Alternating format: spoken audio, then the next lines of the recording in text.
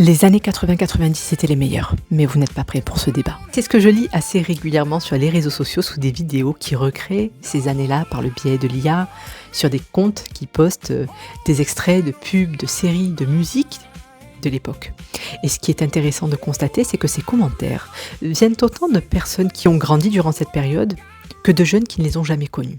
Bienvenue pour ce nouvel épisode que je tourne en l'an 2026, l'ère du troisième millénaire, l'ère où tout part un peu en vrille avec toutes ces guerres, ces crises, ces tensions qui s'enchaînent et nous qui tentons tant bien que mal de survivre dans ce chaos. Et c'est précisément parce qu'on traverse ce genre de période que l'on a tendance à regarder dans le rétroviseur, à chercher dans ce que l'on a connu avant, ce qui pourrait nous rassurer aujourd'hui. Et c'est ce qu'on appelle la nostalgie. Comme beaucoup d'entre vous, j'ai moi-même grandi dans les années 80-90 et oui, il m'arrive régulièrement de fermer les yeux et de ressentir ce pincement au cœur en me disant que j'aimerais retourner à cette époque. Retrouver des après-midi qui n'en finissaient pas chez les cousins, avoir les copains et les copines du lotissement qui bipaient sur la ligne France Télécom pour signaler que c'était l'heure de sortir jouer, les repas de famille où l'on changeait de place entre l'entrée et le dessert, les soirées passées auprès du feu à se raconter des histoires de peur et à faire vivre notre imagination. Sans parler des minicums en rentrant de l'école, du club Dorothée le mercredi matin, d'Interville l'été ou encore des Looney Tunes le dimanche soir avant d'aller se coucher. Et je vais m'arrêter là parce que je pense que, comme beaucoup d'entre vous, je vais vivre la nostalgie durant tout cet épisode. Car il y a effectivement une réelle frustration dans le fait de savoir que ces temps-là ne reviendront pas. Et ce qui est quand même étonnant, c'est que cette nostalgie ne touche pas uniquement celles et ceux qui ont vécu à cette époque. Elle touche également des jeunes qui n'ont jamais vu une VHS ou un Walkman ailleurs que dans une série, qui n'ont jamais connu une journée sans téléphone portable et qui pourtant regardent certaines archives avec une émotion qui pourrait s'apparenter au manque. Il y a une enquête qui a été relayée par le New York Times qui a montré que 6 jeunes adultes sur 10, issus de la Gen Z, aimeraient revenir à une époque antérieure à la connexion permanente. Et une autre qui a été publiée en 2023 indique que 4 sur 10 se déclarent nostalgiques des années 90. Or, ces jeunes-là sont nés en 2000, en 2005, parfois plus tard. Et ce phénomène est suffisamment répandu pour avoir reçu un nom puisqu'on l'appelle l'anémoïa. C'est un terme qui a été inventé en 2006 par un écrivain américain pour désigner cette nostalgie d'un temps qui n'a jamais été vécu. Et en creusant un petit peu, je suis tombée sur les travaux d'un psychologue d'Harvard qui a étudié la manière dont notre mémoire fonctionne. Et ce qu'il a démontré, c'est que cette dernière n'enregistre pas. Elle va construire à partir d'images vues, de récits ou de musique entendue. Ce qui veut dire qu'un jeune de 20 ans peut très bien éprouver devant un film ou une scène des années 80 une émotion qui semblerait être rattachée à un souvenir sans en avoir aucun. Et c'est exactement ce mécanisme qui nous joue des tours à nous aussi, qui avons vécu à ces époques, parce qu'on a tendance à les idéaliser. Mais quand on regarde objectivement, chaque génération a connu ces guerres, ces crises, ces peurs.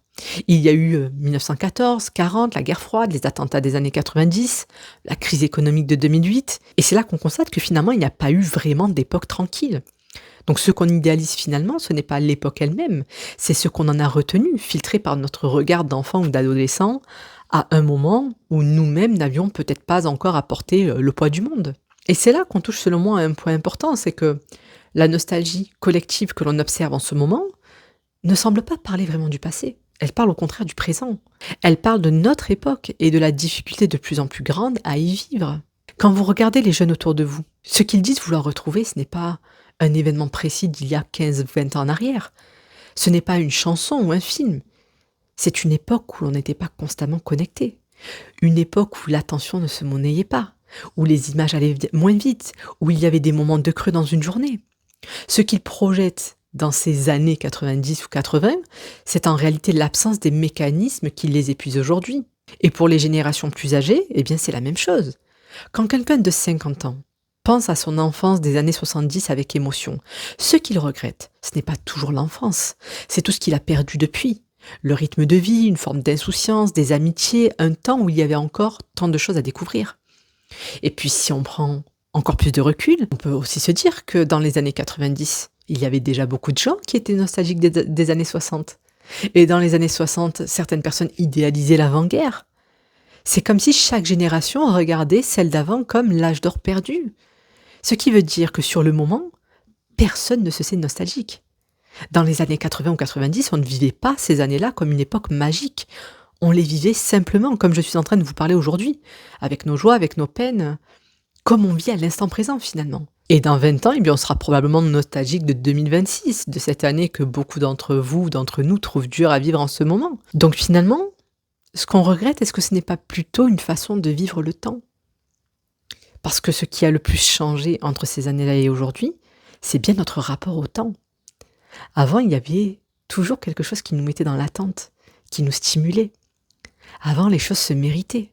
On attendait le coup de fil de la famille pour être invité.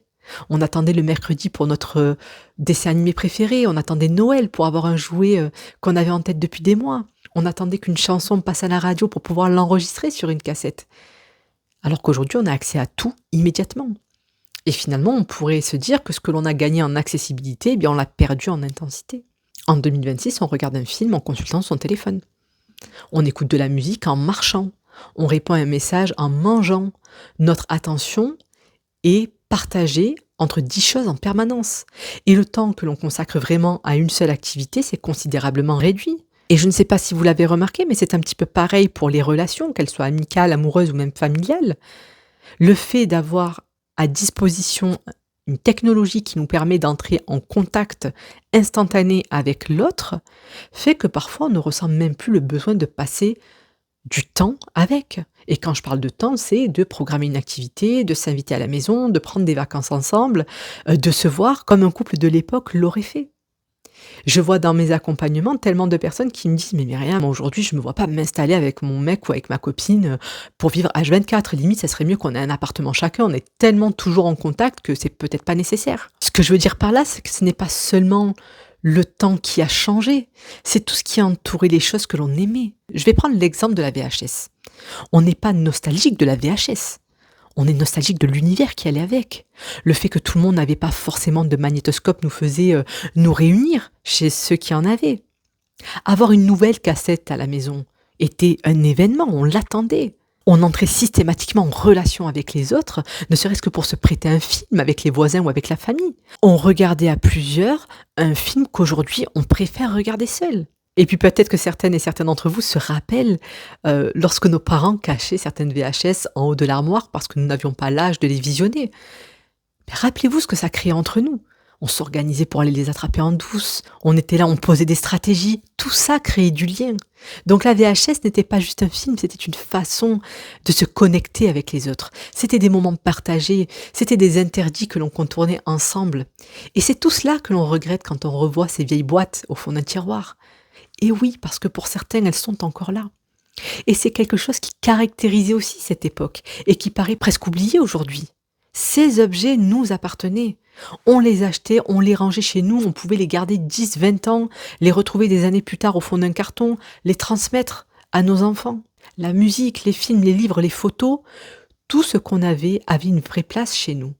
Et aujourd'hui, ce rapport a complètement changé. On a accès à tout instantanément, mais on ne possède plus rien. Spotify, Netflix, le cloud, les abonnements qu'on paie chaque mois sans y penser. Tout est stocké sur les serveurs qu'on ne voit pas, hébergés par des entreprises à l'étranger qui peuvent décider du jour au lendemain de retirer leurs produits d'un catalogue. Et si on cesse de payer son abonnement, eh bien tout disparaît en un clic. Aucune génération n'avait connu ça avant. Une vie entière finalement dont on est propriétaire de rien. Et ce que l'on a perdu avec la possession matérielle de ces objets, c'est aussi tout ce qu'ils permettaient de faire circuler entre les gens. On ne va pas prêter un fichier Netflix. On ne va pas offrir une playlist Spotify comme on offrirait une cassette enregistrée. On ne va pas se transmettre un compte iCloud comme on se transmettrait un album photo. Les objets qui nous appartenaient créaient des échanges concrets entre les personnes. Et ces échanges faisaient partie du tissu de la vie quotidienne. Parce qu'à cette époque, tout se vivait avec d'autres. On allait jouer dehors avec les enfants qui vivaient à côté, on passait les vacances avec la famille élargie, on dormait les uns chez les autres sans demander la permission 3 semaines à l'avance. Les voisins se connaissaient, se rendaient des services, se prêtaient du sel, du sucre ou des outils. Il y avait du lien partout, parce que la vie quotidienne l'exigeait. Aujourd'hui, beaucoup de personnes ne connaissent même pas le nom de leurs voisins alors qu'ils vivent sur le même palier depuis 5 ans. Les enfants ne sortent plus jouer seuls dehors. Les cousinades de 40 personnes sont passées en un repas de 8, puis en visite express, puis pour certaines familles en message d'anniversaire envoyé par WhatsApp. Donc ce que l'on a perdu, encore une fois, ce n'est pas un mode ou un style de vie, c'est tout le tissu relationnel qui n'existe plus. Et je ne sais pas si vous l'avez remarqué, mais ces derniers temps, on entend de plus en plus de gens dire, toutes générations confondues, que Noël, par exemple, n'a plus la même saveur. Et selon un sondage très récent, un Français sur 3 redoute, voire déteste cette période. Car pour certains, eh bien, la pression commerciale est beaucoup trop forte à assumer. Les tensions familiales ressortent à ces moments-là. Et la solitude pèse plus lourd quand on est censé partager des moments à plusieurs. Pour beaucoup de familles, Noël reposait sur toute une organisation autour des proches. Les familles élargies se réunissaient sous le même toit. Les grands-parents préparaient pendant des jours. Les cousins se retrouvaient et passaient des journées entières ensemble à choisir les jouets dans les catalogues.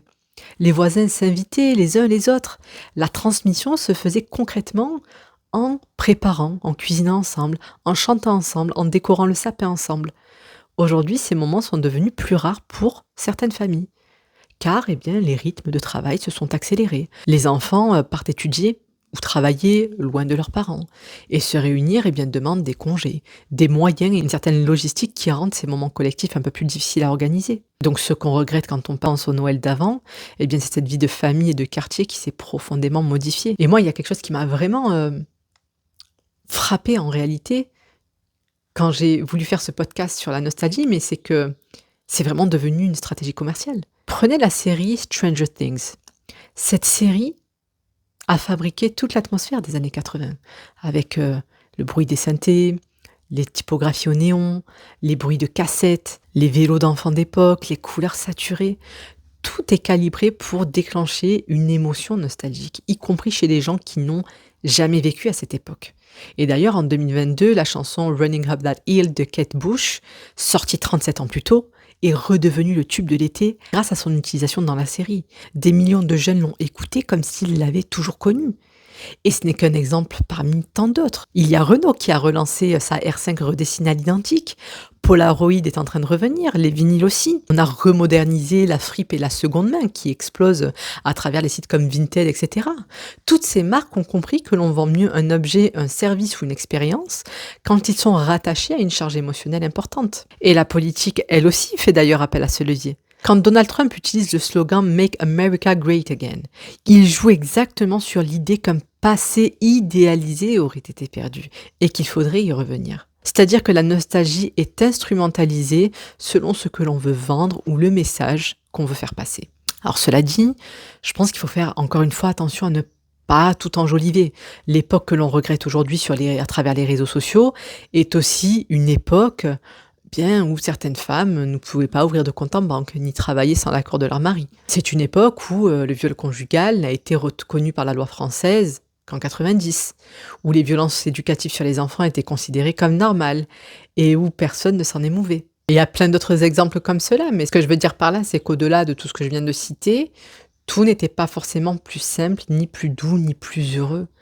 Beaucoup de personnes ont grandi dans des environnements où le bien-être n'existait pas, où la liberté d'expression était loin d'être ce qu'elle est aujourd'hui, où la souffrance se vivait en silence.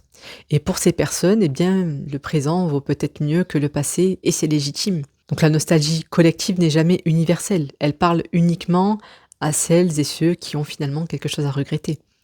Et si vous faites partie de ces personnes, eh bien, il y a une question qui vaut peut-être la peine d'être posée, mais quand un souvenir, une chanson ou un objet d'autrefois fait remonter cette émotion, eh bien, demandez-vous ce qui manque vraiment aujourd'hui.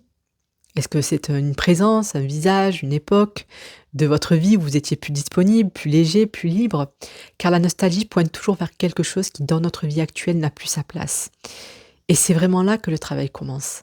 Pas forcément dans le retour en arrière, qui de toute manière est impossible, mais dans ce que cette émotion cherche à faire comprendre sur ce que l'on vit présentement. Et ce que j'observe d'ailleurs dans le cadre de l'analyse des rêves, eh bien c'est que ça va dans le même sens, c'est-à-dire que les personnes qui en songe ressentent de la nostalgie sont souvent ramenées à des périodes très difficiles de leur vie, à des périodes qu'elles n'ont jamais vraiment résolues et dans lesquelles elles continuent de s'enliser sans le savoir. C'est-à-dire que le rêve les y ramène encore et encore, parce que quelque chose là-bas attend toujours d'être réglé. Voilà pour l'analyse que je fais de la nostalgie. J'espère que c'est un épisode qui vous aura plu. N'hésitez pas à me mettre en commentaire ce qui vous rend, vous, nostalgique aujourd'hui et comment vous raccrochez à cette époque passée actuellement. Je serai ravie de vous lire et puis je vous dis bien entendu à la semaine prochaine pour un nouvel épisode.